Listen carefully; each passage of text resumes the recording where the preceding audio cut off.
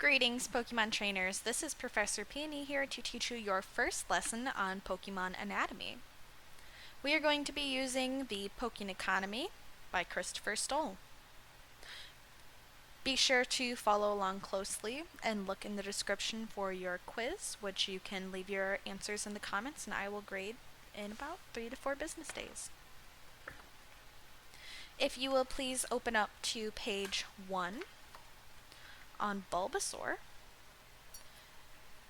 We will be going over this together out loud. To the left is the anatomy of a Bulbasaur broken down. Feel free to pause and take a look at that at any point of this video. If you will please take a look at section number 1, which is characteristics. Bulbasaur are toad-like quadrupeds that house a symbiotic plant on their back from birth. Both organisms have evolved to depend totally on the other for survival in a mutually beneficial relationship. The plant, once linked to the nervous system of its host, gains mobility and a steady access to water and nutrients. The host is afforded protection by the plant's formidable array of toxic spores and muscular vines. Moving on to section 2, physiology.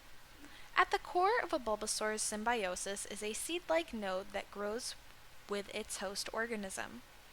Though non-sentient, this node is tied directly into the host's nervous system and can process sensory data, functioning like a secondary neural ganglia. Like the small secondary brains in Onix and other large Pokemon, this node allows Bulbasaur to coordinate efficiently while on the move. Without the plant's additional mental capacity, Bulbasaur would be unable to control its powerful vines in combat. The symbiotic plant-like creature housed on the Bulbasaur's back extends tendrils that interlink the nervous system and circulatory systems of the two organisms. The heart of an adult Bulbasaur is bound by tuberous growths, feeding blood to the bulb on its back. In section 3, we are discussing behavior. Bulbasaurs are solitary creatures. They rarely socialize with others of their species and are territorial in the wild. There is no account of a Bulbasaur surviving past infancy without its parasite, and subsequently, no evidence that the tumor-like bulb can persist without a host.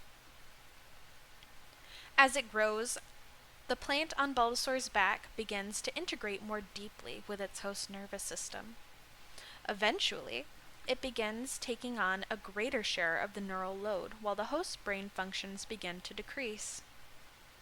This effect is compounded in later evolutionary stages, changing the creature's behavior considerably.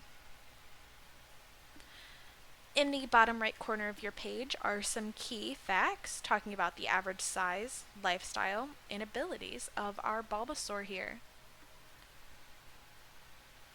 That concludes your first lesson in Pokemon Anatomy featuring our Bulbasaur here.